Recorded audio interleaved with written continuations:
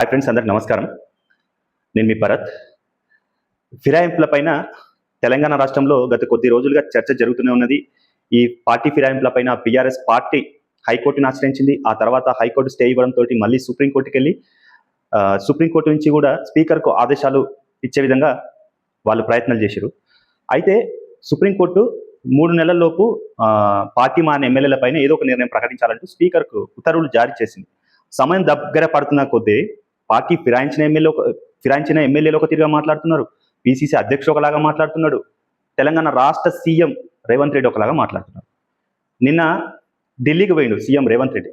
ఢిల్లీకి పోయిన సందర్భంలో అక్కడున్న జర్నలిస్టు మిత్రులు కొంతమంది ఈ పార్టీ ఫిరాయింపులపైన తన అభిప్రాయాన్ని అడిగినప్పుడు రేవంత్ రెడ్డి గారు మాట్లాడుతున్న మాటలు వింటే తెలంగాణ ప్రజలు నవ్వాలనో ఏడవాలనో అర్థం కావట్లేదు. ఆయన ఏమంటాడు, పార్టీ ఫిరాయింపులు ఎక్కడి, పార్టీ ఫిరాయించిన ఎవరు? మా దగ్గరికి వస్తారు మర్యాదపూర్వకంగా మేము కండవాలు కప్తాం, కండవాలు కప్పినంత మాత్రాన పార్టీలు మారినట్ట. ఏం మాట్లాడుతున్నారు మీరు? అదేమన్నా ఉంటే స్పీకర్ నిర్ణయం తీసుకుంటారు మారిరా మారలేదా అని మాట్లాడుతున్నారు. రేవంత్ అన్న, తెలంగాణ ప్రజలు ఏం పిచ్చోళ్ళు కాదన్నా. మీరు ఏది మాట్లాడితే అది నమ్మడానికి తెలంగాణ ప్రజలు పిచ్చోళ్ళు ఏం కాదు. అప్పుడిప్పుడు 6 గ్యారంటీలు మోసపోయి ఓట్లేసినట్టు ఇప్పుడు మీరు ఏది చెప్తే అది నమ్మే పరిస్థితుల్లో జనాలు లేరు.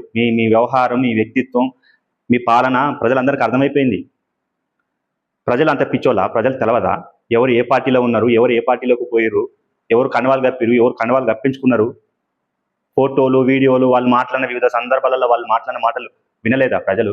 ఎందుకు ఇంత పిచ్చోళ్ళని చేస్తున్నావు? దమ్ము లేదా? ఉప ఎన్నికలు వస్తే గెలిచే సత్తా లేదా? ఖచ్చితంగా స్పష్టంగా కనపడుతుంది రేవంత్ రెడ్డి గారు. మీరు అభద్రతా భావంలో ఉన్నారు. మీ పాలన పైన మీకే నమ్మకం లేదు. ఇప్పుడు ఒకవేళ ఉప ఎన్నికలు వస్తే గెలిచే స్థితి కనపడట్లేదు.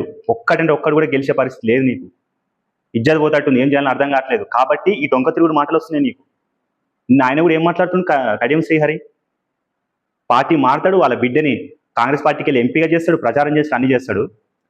ఆయన ఏ పార్టీలో ఉన్నాడు చెప్పలేకపోతున్నాడు. ఆయన ఏ పార్టీలో ఉన్నది స్పీకర్ చెప్పాలట. మరి ఈయనెవరు? ఆడిదాం అవుదాం చెప్పాలని కూడా అవతలోడు చెప్పాలి, చూసి చెప్పాలన్నా. ఇదెక్కడ వ్యవహారం? ఏం నడుస్తుంది తెలంగాణలో? అంత దమ్ము లేని రాజకీయాల్లో ఎందుకున్నట్టు? రీజన్ చేసి పోరి, వ్యవసాయం చేసుకోపోరి, బర్లుగా అయిపోరి, మీకెందుకు రాజకీయాలు? రేవంత్ రెడ్డి గారు, మీరు లీగల్గా తప్పించుకోవచ్చు కానీ ప్రజల దృష్టిలో నుంచి ఎప్పటికీ తప్పించుకోలేరు. ఈరోజు కాకపోయినా రేపు మీ ఓటమికి మాత్రం ప్రజలు సిద్ధంగా ఉన్నారు. ఇది మాత్రం గుర్తుంచుకోవాల్సిన అవసరం ఉంది. రేవంత్ రెడ్డి గారు, మీకే చెప్తున్నా.